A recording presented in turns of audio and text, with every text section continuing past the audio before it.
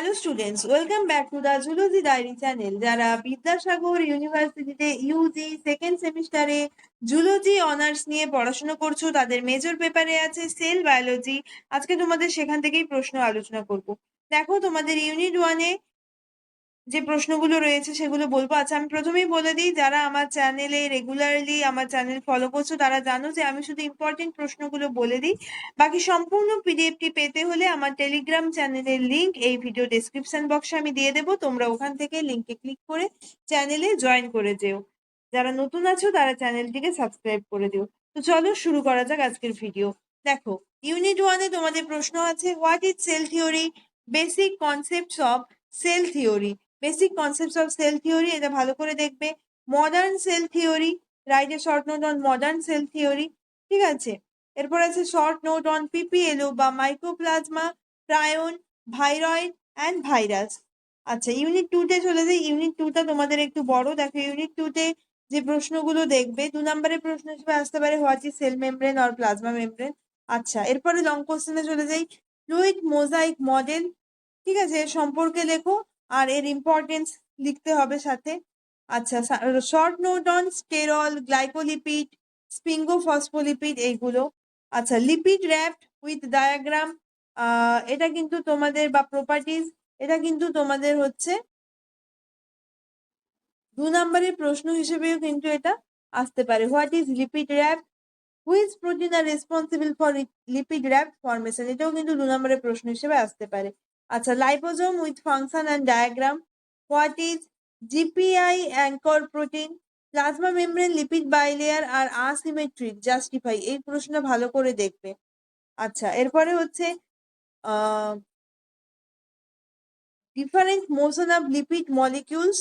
ঠিক আছে, এখানে ফ্লিপ ফ্লপ যে মুভমেন্ট আছে ওটা ভালো করে দেখবে। শর্ট নোট অন ফ্র্যাপ, অথবা যদি তোমাদের প্রশ্ন ঘুরিয়ে দেয় যে dynamic features of membrane lipid and protein, সেক্ষেত্রেও কিন্তু অ্যান্সারটা হবে ফ্র্যাপের। এটা কিন্তু ডায়াগ্রাম দিয়ে প্র্যাকটিস করবে। আচ্ছা, সেল জাংশন, সেল জাংশনের টাইপস গুলো ভালো করে দেখবে। দেখো, এখানে desmosome, hemidesmosome, microvilli, tight junction, gap junction, plasmodesmata. এছাড়াও তোমাদের আছে ইন্টারডিজিটেশন আর হচ্ছে বেসাল ফোল্ডিং। আচ্ছা, এরপর হচ্ছে what is membrane transport with their types. এই টাইপস এর মধ্যে কিন্তু আছে অ্যাক্টিভ, প্যাসিভ আর হচ্ছে ফ্যাসিলিটেটেড ট্রান্সপোর্ট।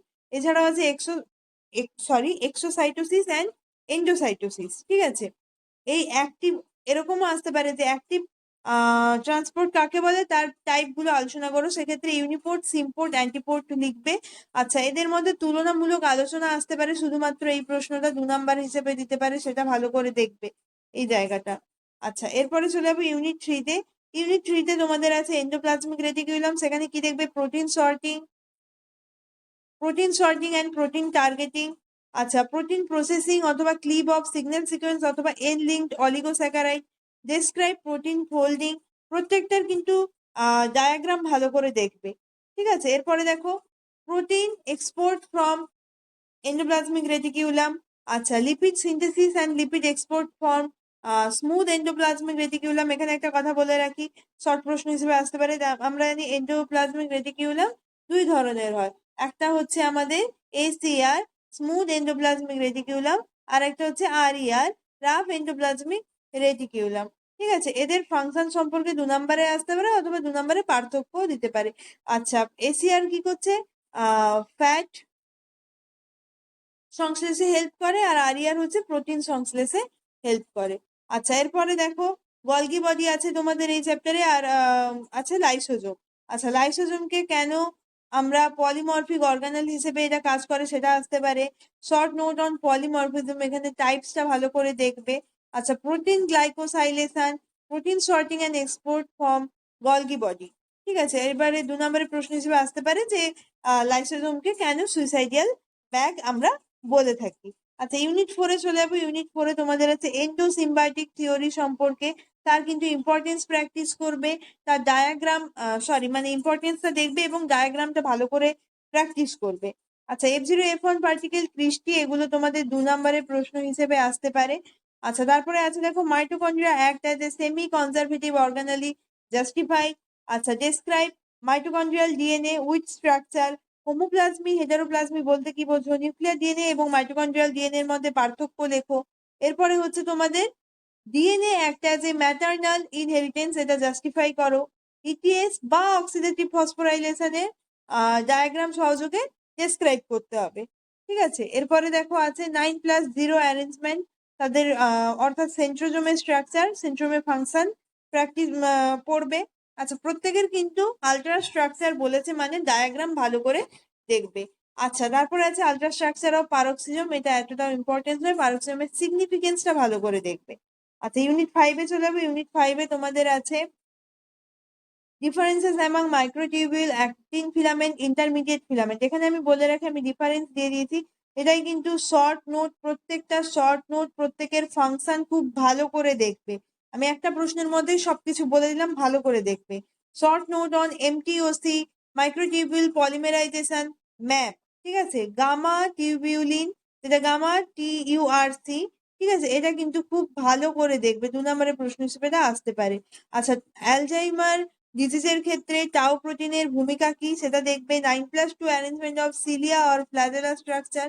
একটা 9+0 মনে রাখবে, 9+0 মানে সেন্ট্রোজোম, 9+2 মানে সিলিয়া অথবা flagella.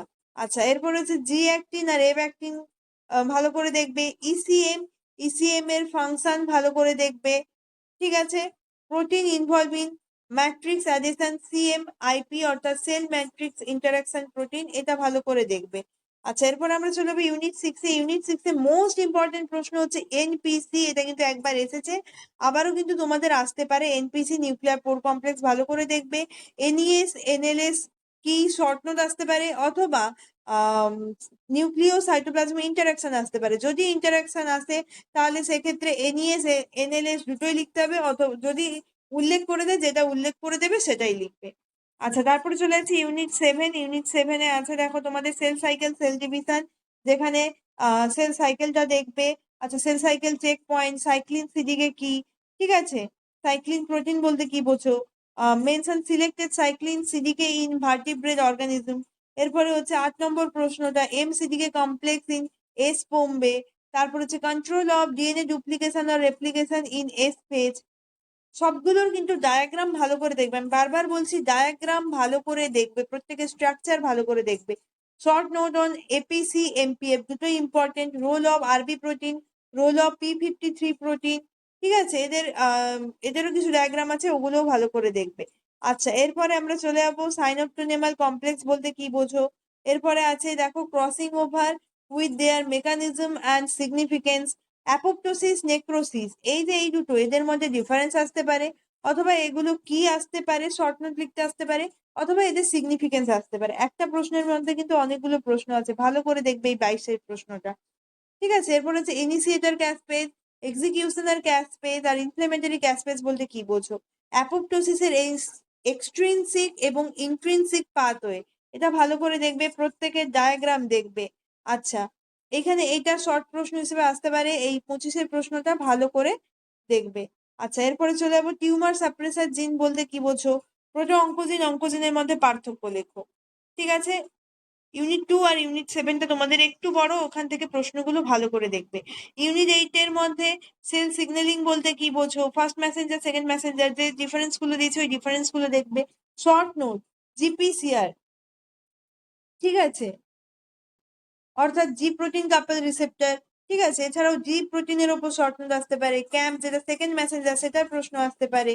Describe GPCR signalling through camp second Messenger, এই প্রশ্নটা খুব ভালো করে দেখবে, এর ডায়াগ্রামও ভালো করে প্র্যাকটিস করবে। এখানে লাস্ট আরেকটা ইম্পর্টেন্ট প্রশ্ন হচ্ছে আরটিকে সিগন্যালিং পাথওয়ে বা র্যাস র্যাপ অ্যাক্টিভেশন বলতে কি বোঝো। আচ্ছা, এরপরে লাস্ট ইউনিটে চলে যাচ্ছে, যেখানে তোমাদের মাইক্রোস্কোপ এবং অ্যানিমেল সেল কালচার আছে। দেখো, মাইক্রোস্কোপের মধ্যে আমরা 3টে মাইক্রোস্কোপ সম্পর্কে ভালো করে জানবো, light microscope, phase contrast microscope আর হচ্ছে ফ্লুরোসেন্স মাইক্রোস্কোপ। প্রত্যেকের বেসিক প্রিন্সিপাল অর্থাৎ ওয়ার্কিং প্রিন্সিপাল, প্রত্যেকের সিগনিফিকেন্স উইথ সুইটেবল ডায়াগ্রাম। ঠিক আছে, প্রিন্সিপাল যখন লিখবে তখন তার যে ওয়ার্কিং প্রসেসটা, তার ডায়াগ্রামটা দেওয়ার চেষ্টা করবে। আচ্ছা, এখানে লাইট ভার্সেস ফেজ কন্ট্রাস্ট মাইক্রোস্কোপের আসতে পারে, অথবা ফেজ কন্ট্রাস্ট ভার্সেস ফ্লুরোসেন্স আসতে পারে, আবার লাইট ভার্সেস ফ্লুরোসেন্স আসতে পারে। প্রত্যেকের সঙ্গে ডিফারেন্সটা দেখে রাখবে। আচ্ছা, সেম এবং টেম, শর্ট নোট আসতে পারে। এদের অ্যাডভান্টেজ আসতে পারে, ডিসঅ্যাডভান্টেজ আসতে পারে, ডিফারেন্স আসতে পারে। অ্যাডভান্টেজ ডিসঅ্যাডভান্টেজ যে সবসময় তোমাদের লং কোর্স হিসেবে আসবে এমন কোনো মানে নেই। হয়তো বললো সেমের দুটো অ্যাডভান্টেজ লেখো, কি টেমের দুটো ডিসঅ্যাডভান্টেজ লেখো। ঠিক আছে, ভালো করে দেখে রাখবে। আচ্ছা, chemical use for electron microscope, এই প্রশ্নটা একটু দেখে রাখবে। ঠিক আছে, এরপরে চলে যাবো short note on cell line. তারপরে হচ্ছে primary versus secondary cell culture, monolayer versus suspension cell culture, আর হচ্ছে finite versus continuous cell line. এই ছিল তোমাদের সেল বায়োলজির সাজেশন। ইউনিট 2 আর ইউনিট 7টা বড়, তাই তোমরা একটু ভালো করে দেখবে। ঠিক আছে, যদি কোনো প্রশ্নের উত্তর তোমরা পেতে চাও অবশ্যই আমাকে ভিডিওর কমেন্ট বক্সে কমেন্ট করে জানাবে। আমি চেষ্টা করব তোমাদেরকে সেই উত্তরগুলো দিয়ে দেওয়ার। তবে সেগুলো পাওয়ার জন্য তোমাদেরকে অবশ্যই টেলিগ্রাম চ্যানেলে জয়েন হতে হবে। আরেকটা কথা বলে রাখি, সমস্ত ফ্রি নোটস আপলোড করা সম্ভব নয়, তাই কয়েকটা ইম্পর্টেন্ট প্রশ্নের উত্তরই কিন্তু শুধুমাত্র তোমরা টেলিগ্রামে ফ্রিতে পেয়ে যাবে। ভিডিওটি ভালো লাগলে অবশ্যই একটি লাইক করে দিও এবং বন্ধুদের সঙ্গে শেয়ার করে নিও। চ্যানেলটিকে সাবস্ক্রাইব করে পাশে থেকেও। যারা ফেসবুক থেকে দেখছো তারা ফেসবুক পেজটিকে একটি লাইক করে দিও। ধন্যবাদ।